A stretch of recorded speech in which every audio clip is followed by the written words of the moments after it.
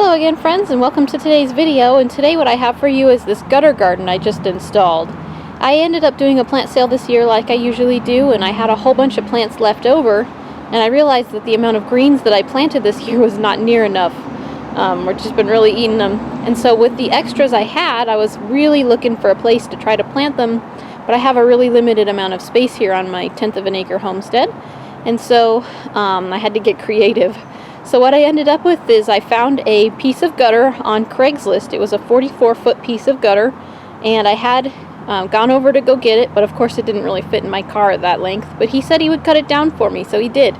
He ended up cutting it into 6-7 foot lengths for me with just a little left over. And then I took it home, and then what I did is I put these end caps on them, filled them with soil, and I planted in them. I installed them on my fence. Actually, this isn't my fence, this is my neighbor's fence.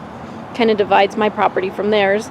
And then I just planted all of these excess plants that I had in here, and they've been in here for a few weeks now, and they're actually doing really well. I've gone through and I've harvested lettuce and things, and so I've gotten one good harvest out of them, and I can't wait to see what else they do. I wish I would have had a little more time to maybe paint this fence first, but again, this is actually my neighbor's fence. But they were okay with it, so it's really simple process of how we actually made them, you know. Just put on those little end caps, which I got from the Home Depot store. They were really inexpensive. I glued those on, and then, you know, just filled them with regular potting soil. Right now they're pretty soggy because we got a really good rain last night, unfortunately, and I have noticed that they're not draining as well as maybe they could.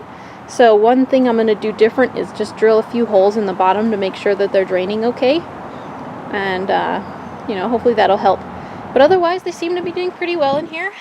What I would recommend planting in something like this, and again, this is actually brand new to me. Normally what I do is I put out videos of things that are tried and true methods. But unfortunately, I haven't really, not on this video, have I had it for long enough that I could call it that. But I have done a lot of container gardening, so I have a pretty good idea of what grows well in containers and what doesn't. And this is basically just a really long, you know, like trough container. So what I would plant in something like this would be like shallow rooted crops like we have here with the lettuce. I planted some Swiss chard, some spinach. Kale I'm not sure how well it's going to do, but that's what I have planted in here, and so we're going to see. It usually gets a little bit of a bigger root system, and so at least for now, it's growing little baby kale, so I guess we'll see how that ends up. And then that's a successive planting after this one.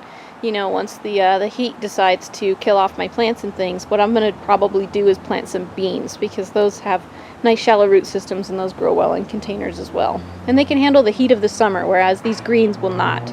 Even, you know, in the ground, they wouldn't be able to handle the heat of the Colorado summer that we have here, so I know better than to try and plan something like that. So anyway, yeah, it was really simple and easy to make. Just take the, you know, the gutter. I screwed it onto the thing using these big old bolts right here. And then in a few places I added some other screws as well, just for more stability and things like that, but you can't see those because it's behind the soil actually. And then just glue on the end caps, and it was really simple. Fill it with the soil and plant. And look at how little a space this takes up. It's like a fence that we already had, and then lots of extra plants go in here with hardly any space actually being taken up. So this could easily be put on any kind of a wall or any other type of thing that you want to plant something vertically that takes up very little space. You know, obviously there's very little weeding because this is all in soil in these you know, gutters instead of in ground like traditional gardening is, and so it's going to be less work. Probably a little bit more watering. Container gardening always needs more water. But otherwise, you know, I think that's pretty much it. And then we have lots of greens and things to pick out of here whenever it is we are helping for them. So, gutter garden looks like it's going pretty well. So I hope you found this video helpful, and thanks for watching, and we'll see you next time.